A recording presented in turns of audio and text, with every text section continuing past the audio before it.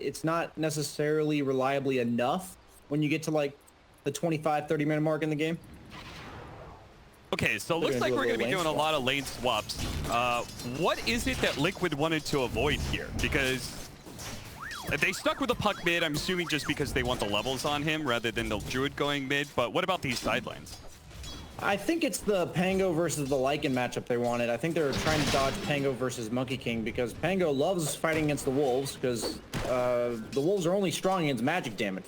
Swashbuckle is physical, while on the other hand, Monkey King is quite happy to play against any melee hero. And he wouldn't be happy playing up against the lone Druid, right? Like just a bear being in his face all the time, not able to get the Jingu. We're seeing some fighting up here in the top lane, a little bit back and forth between the forts who are trying to deal with the Wolves and get them out of here. But good job by Vika GG. Toby controls it pretty well, and they actually deny both. Yeah, it looks like Viking GG is going to get the lanes that they want, but honestly, I don't think these lanes are too bad. Fox is going to pay the price a little bit, but as you see, there's always an answer in the off lane. Taiga's just going to drag his creeps all the way back to the tier 3. The dire pull. You can't go between the tier 1 and tier 2. You got to go all the way back between the tier 2 and tier 3. Fortunately, Celery's got enough space that he can just follow and basically have a CS battle. See how mid's going. 10-1 for Mickey compared to 11-1 for Boom. Boom has been super impressive this entire quarantine season as a mid laner for Viking GG. I feel like he has been so integral to their success. Yeah, I remember him being the guy that revealed how broken Quap was about last year or so. I definitely will not forget the impact he had in that tournament. They took the game off a secret, off the back of his performance, and I love this Void Spirit versus Puck matchup because both heroes build to kill each other. And it's all about execution. It's all about who catches each other with their pants down later on. And I've seen people willingly pick Puck into Void Spirit. I see people willingly pick Void Spirit into Puck. And it's just a fun match.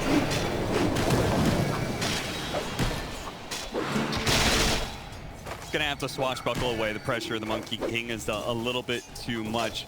I was also distracted by the fact that apparently Koifa named his bear after Mickey. How cute is that? That's the true carry on the team. Bear. I guess cute's a word that you could use for it. What would you use for it? I'd call it a little I don't know. You think he's being demeaning to his ally, his teammate? He's like, I own you, in a way? Yeah, you can twist it that way. I like that. I like that. That was what I was going for, but that's definitely better than anything I would come up with. Yeah. Well, we have yet to have a first blood, but maybe when we power runes, sure, see some support rotations. Since that mid lane is so focused on being able to kill each other, I'm sure the power runes are going to play a pretty integral part to what's going to be happening. Yeah, this is just a level-dependent game. Both teams have heavy push lineups, which means most of the time they're going to lack kill potential early.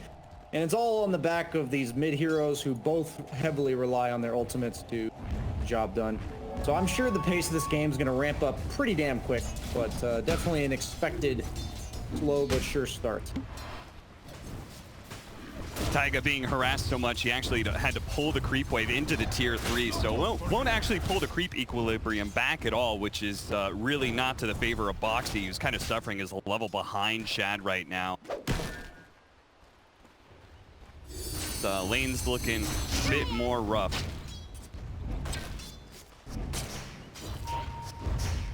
Yeah, well, it seems like Lycan is fine. They're actually going to bring the Crystal Maiden down to the bottom lane. The lone Druid isn't necessarily needed anymore. They get a nice roll onto Shad here. Shad trying to get those Jingu stacks up, does manage to get it. It's going to be Frostbitten, turns around, throws Soul. That needs the Glyph to be able to stop any lifesteal to come out. Now they're going to body block Celery up. He does have his tether, but the creep wave is not there in time. What a great setup from Liquid, and the Glyph usage was just beautiful there as well. Back over to the mid lane, though. The support showing bottom lane means mid is free for Aramis to be able to rotate on. Yeah, that fort that just made me so excited, man. That was a really nice return move. Taiga? TV's in. Wow. Okay. I didn't even mean to watch that. I just had my perspective like chilling in the mid lane talking about that last point, and Taiga just catches him off guard, and suddenly he's almost level 5. 5 minutes into the game. And they're just going to hover around this mid lane and beg Mickey for bottle charges so they can potentially go again here. But Aramis. He also got urn charges there. Yeah. He just got his urn. That's even more important. Yeah, he actually used one of the urn charges. I think he healed the puck in lane and then used offensively on the Void Spirit and then just got 2 of those charges back. It's pretty sick for Taiga. 6-minute power rune. Spirit seems to carry. Oh, Mickey is gonna die here. The roll from Taiga does grab the DD. See if no shackle. Whoever gets level 6 first in his mid matchup just owns the other guy. You saw it there. Puck is eventually going to use Orb to farm, and then suddenly Void Spirit can just double Astro Step you and kill you. On the other hand, if Puck gets 6 first, just coils you and you have nothing to get away. As we see, Boxy is managing to scrape together some farm in the bottom lane. He's honestly the same level as Monkey King, which is pretty crazy, but will along this catch him, he does. Now he's going to die with no swashbuckle up to be able to get away, get the distance. Shad looks like he's probably falling a level behind. Looking at top lane, looks like Toby almost has his level 6 and his Necro book. I have no idea how well a solo Lycan is able to pressure a solo lone Druid when it comes to both. I think he should be able to. I don't think lone Druid can deal with these Necro books. Maybe I'm mistaken though. I honestly don't know for sure. He just doesn't have any AoE damage or anything like that. Yeah, he also has like a very low mana pool, so I could see a world where he pops true form and he has so much HP that like he's not necessarily threatened so much, but just have to wait and see. It's not going to be a solo battle though. Support's coming in on both sides because I feel like they both. Yeah, I think they both understand that one guy could just murder the other at any given moment now that they've come to their power spikes. So this is a very important times to make sure you don't have it happen to your side, basically.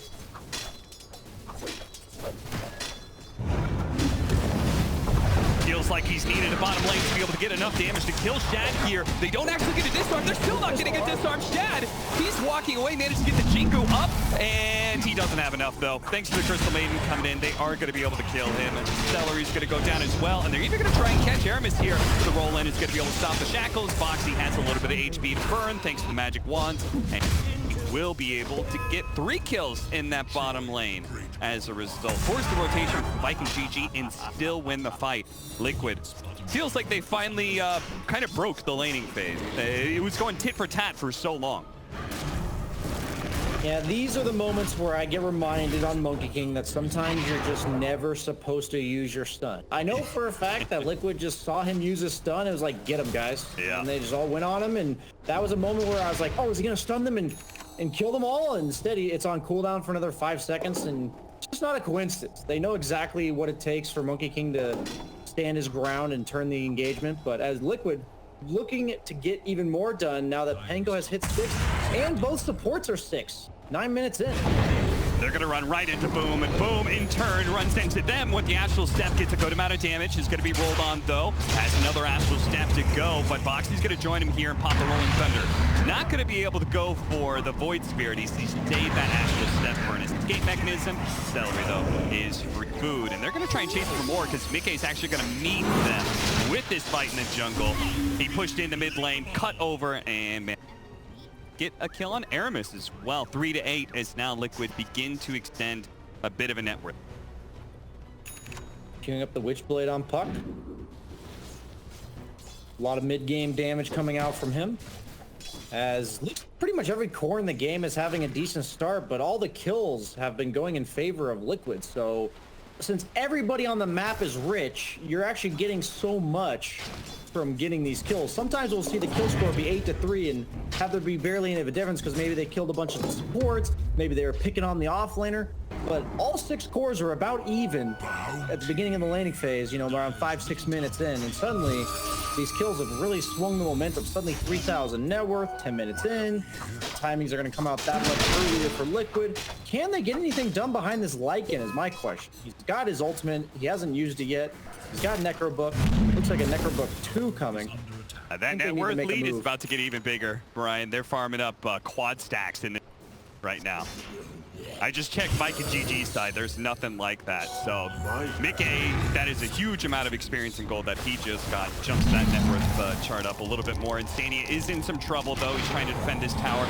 Celery has already used his tether, though, so Boxy might be able to take advantage of this unless he's controlled up too much by Boom. He does manage to get off the Rolling Thunder. Is still susceptible to some physical damage, but because they're melee, they can't really go for him. In fact, now with the coil here from the puck, they're going to be able to control up Toby and burst him down. He dies. Shad jumps into the middle of this fight. Boom, unable to hit his Aether Remnant, though, and Taiga keeping his distance, slowing him down. The next round of spells is coming up for Mickey. He's got a silence. That's going to kill Shad. Now they're going to chase down Boom, potentially. Nope, they're saying, okay, we're out of spells. Let's not push our luck too much here. I've got to go defend mid anyway, as there's a Serpent Ward push coming in from Aramis with the Siege Wagon. Got it to be able to deal with this. In fact, they might. He's a little bit outside of the wards here. Looks like he will manage away in time, but still, a lot of damage done the tower. Bare minimum, if not entirely taking it. Oh, they do actually get Taiga at the top lane, who managed to get a mega kill streak top of that with the mid tower going. All right, a little bit of windfall for Viking GG towards the tail end of all that. Yeah, I was starting to wonder if they were just going to get steamrolled, but they do. A little sign of life here coming out from the Radiant. I just don't know when it gets better for them. I feel like what I mentioned during the draft is, or like after the draft, is that Lycan has a harder time as the game goes on actually fighting into the opponent. This is the moment in the game. This is his timing when he gets these early Necro Books that he's supposed to be kind of just marching down lanes, taking buildings. And instead, he's kind of just farming his own safe lane here near his tier 2, while the rest of his team is playing the map. And this is just not exactly what I'm sure they had in mind at this stage in the game. Yeah, it feels like they're waiting for that biggest power spike in the Necro Book 3, but it also feels like Koipa's kind of following him around. Maybe it's just because of the fear. He's not scared of the Lycan at all. I think he knows he can TP with it, right? He can just fear and then TP away. So worst case scenario, the Lycan has the ulti to make him TP away. I think that's a worthwhile trade in his eyes, as free kill on the Wisp, it looks like, as Mickey does have the Witchblade complete. The healthy amount of damage. Get your intelligence poisoned for 3 seconds on top of the burst that Puck already has. At this stage, it's 270 damage. It's basically an extra nuke, right? You have 2 nukes already. You have the Waning Rift and the Illusory Orb. Now you have a 3rd one. Yeah, and the cooldown is very, very closely matched with the Illusory Orb and Waning Rift. So pretty much you get a second round of Witchblade with the other 2 spells coming up. Boxy is going to be saved by Taiga. Gets off the Rolling Thunder inside of the coil again. 2 down. Shad gets brought in by Celery, but Celery is just gone. That freezing field quickly blows him up, and Shad asks, why, oh why are we taking that fight there? Liquid, they seemed well prepared and well set up. They're just like, how are all 5 of them around inside of their own jungle? I see for you. I love the way these top tier teams distribute their resources, because you asked that question, but it's just Koifa farming the bottom half alone, ready to show up, and the rest of them just making moves in the top and middle lane. Like, that's all they've been doing. They're completely aiming to just counterplay the push from Viking GG. So while it may seem weird that they're ahead, but they're playing on their own side of the map, they know if they're ahead and nothing happens in the game, that they're gonna win. So they're just like, okay, we're just gonna plant ourselves like a barrier on our side of the map and say, I dare you to come take our stuff. And they just kill you. And it's just so cool to watch how smooth it looks. I feel like I could imagine exactly how I'd want this game to go. And they just like read my mind, and they're all still playing the game. And I've got like bird's eye view and everything. I've got all the information I need, and they just know, man. It's just crazy to watch. It feels like they have a very good how to count, because that is kind of what you're talking about, right? In I know how Viking GG want to be able to take this ideally, where they want to be pushing. It all comes around to Viking team. Yeah, it really has felt like Liquid is like basically peeking into Viking GG's playbook this game. Kind of just a step ahead the entire time. Maybe they're stream sniping on the 15-minute delay. You know, but yeah, I don't know. Like, I don't know how they know all this stuff. Pretty crazy. Yeah, they would be just coming out of the draft right now if they're stream sniping. Oh, sorry, I saw the 8K net worth lead. I thought it was later into the game. I think, you know, you're forgiven for that. It's a 9,000 net worth lead this early on is kind of a one-sided game, which is not what I expected, especially from Viking GG, seeing as this team has been, I feel like, one of Liquid's toughest rivals. You know, Blitz will try and tell me all day long that, hey, we won the series that were important, but is still Viking GG who's won many more series over Liquid than vice versa, including the last 2 series. Top lane, they do manage to get a kill on Insania, but in turn, the support of Viking GG, Aramis falls at bottom. Yeah, I feel like Liquid's the team that's going to decide how this series goes. They're the most polarizing in terms of their performances. I feel like we're getting the tier 1 Liquid. Sometimes we see the tier 3 Liquid. We're definitely seeing the tier 1 like execution and just honestly crispness with every movement they've made. I feel like every time I look at the map where their heroes are placed, you know, the Crystal Maiden feeds to a gank, and now the Pango feels safe enough to go farm the top dangerous part of the map. They're putting all their kill heroes together. You saw the Earth Spirit kick with the coil combo. Any hero's gonna die to that, right? That coil snap, it's meant to be punishing. You're meant to have to walk out of it. Instead, he's just gonna kick you right out. Soon he may even have, he could get both of the talents, so 30 damage and phase shift attack. He really wants to get that right click build. I think is a good idea, especially against this Lycan. You've got so many targets out there. They're going to get the initiation on the Lycan before he can get off the shapeshift. Beautiful entrance there. Looks like Taiga may be pulled back, but they're going to blow a lot of spells from a distance just to bring Taiga down to half. So you're looking at this. Good setup. And it looks like to me, Liquid, off of killing Celery here for the relocate back, are probably going to take this tier 2 and take the outpost before 20 minutes, which is, again, another sign of how one-sided this game. So I know you play some like melee 4s and stuff that may build this item, but in general, how does it feel to play this patch as the guy that doesn't build Orb of Corrosion? I feel like that item is so broken. I would kind of tend to agree with that, yeah. I think the nerf was a little well placed. Oh, the roll-in almost caught Shad before he jumped out, but Shad was able to get away in time, quickly kills Instania. Now with the shackles on the Boxy, they're going to be able to bring him down. Toby is looking for more, and he's going to find it too. Koipa managed to get the fear off on some of the heroes, but with his tanky Druid one, Toby gives up on that kill. Shad's going to try and protect everybody with this Wukong's command, but Liquid, they're just going to wait on the outside of it. Mickey preventing them from being able to head back to the base. Taiga rolling in, but maybe a little bit too soon. No, perfect for Mickey, though, to come in and clean up all these kills. Even if it costs Taiga his life, it's only going to be Shad who gets away. Inevitably, it is a 3 for 4 because Insania did die in that team fight to the favor of Liquid. Yeah, he does end up taking the 30 damage in the phase shift attacks. The AoE damage already showing itself to help clear the Lycan summons. I feel like that's kind of the final straw. I feel like they deal with most of Viking GG's lineup just kind of like with their heroes kit already, and now the puck has kind of just sealed the deal, I think. Yeah, maybe it would be a different story if we were talking about a Monkey King who is building, you know, like that carry style of like Battle Fury, Aghanim Scepter, and we're talking about like, oh, this guy is going to turn into Linkade Beast. This is an Orb of Corrosion Maelstrom Monkey King. Like, he was supposed to win the early game in Snowball.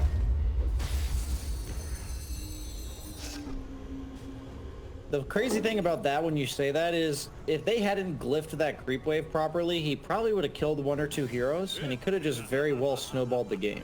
Yeah. It's crazy when you kind of rewind it back in your head how these little inches can add up so much. As a smoke looking for boom. Breaks.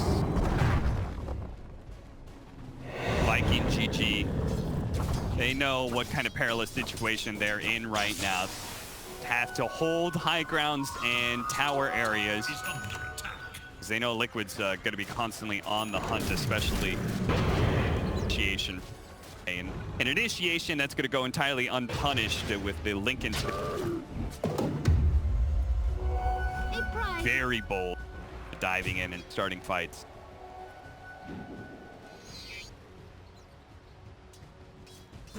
I think the most broken part about Orb of Corrosion is I know Blightstone used to or does as well, but the fact that it stacks with Deso, you kind of just have like a medium Scotty slow, and then you just have -9 armor. Yeah. On the enemy targets. That's just crazy. And you can see Lone Druid, it helps not only with killing heroes, it helps with killing rogues. No, it really is fantastic. Especially on something like a Lone Druid, which it feels like you just have 3 slots. So, you know, you never have to replace that Orb of Corrosion. Maybe it's super late game, you put that Scotty in place of the Orb of Corrosion, then you can put the Orb of Corrosion on your hero. I feel like you'd put the Scotty on your hero because the bear doesn't get stats, man. That'd be such a waste. You had the Scotty on your Listen, Brian, I haven't seen that situation yet, all right? Yeah, we'll get there. Honestly, you say that, and it's like, at some point, you'd think you'd see everything, but that's just Dota, man. You never do. Really don't. Speaking of Koifa, you almost... When are they just going to march down these top... I feel like Liquid is like full control of the game right now. They've been hunting heroes rather than... I kind of expected them to just roll through this top lane, you know, since it's free money. But they're just not giving Viking GG any room to breathe. They're making sure that Chad doesn't get to do that split-pushing Monkey King. He just pokes and prods at the bottom lane. Yeah, I think when you're winning the game like this and the enemy team has a hard time fighting you, the best thing you can do rather than forcing objectives is to actually just try to hunt them down as much as possible and say, I dare you to try to fight us. Like, the thing is, if they can fight you and you try to go for a kill, it might turn into some like reverse team wipe that you just can't afford to have when you're ahead by 15K. But when their team fight is lackluster in comparison, that's just never really going to happen. So every time you try to hunt somebody down, it's more like they're going to turn tail and run and hope like every man for himself kind of thing, rather than coming to each other's assistance. It's like a game of chicken down its bottom lane. Taiga, exactly, yeah. He's just waiting. He knows like Shad is going to be playing around this area. And as soon as he rolls away, Shad's finally going to show himself. You know, Shad thought he can't possibly wait a third creep. Yeah. And Taiga was probably sitting there going, no carry is going to be patient enough to watch 2 creep waves die and not try and farm. Yeah, it's that's a tough one, man. It's just gold sitting right in front of you, man. Yeah, I know you as a carry player, there's no way you would be that patient. Oh no! That was like the bad ending of Indiana Jones. He just rolled over, caught that big boulder. He goes down without Liquid committing in the slightest. They've just been letting the bear take the buildings this entire time. And Viking GG not able to defense. And when you can't fight him and you're against a Lone Druid, you just kind of end up watching the Lone Druid kill your base. I think this is an important thing to learn when you guys are thinking about going high ground, is I feel like a lot of times when I'm playing this push hero like Lone Druid, your team kind of like griefs you a bit because they want to like initiate onto the opponent. And I'm like, dude, they have to go on us. Like, let them go on us. And in this case, you see there, like, they don't want to go on the Lone Druid. So what ends up happening is Liquid's patiently waiting behind him, and the Radiant's base just dies. So think about who you want to go on who, I think is a pretty important part of high ground sieging, is Liquid's kind of just putting on a clinic. I don't really know what else to talk about. Yeah, I mean, Liquid just watched Celery and Chad move up to the top lane. They could have tried to hunt him down or something. Because they're like, oh, yeah. You can be at the top part of the map for 30 seconds. And in that 30 seconds, you're going to get 300 gold. And we're going to take bottom lane of Bears. So good luck with that.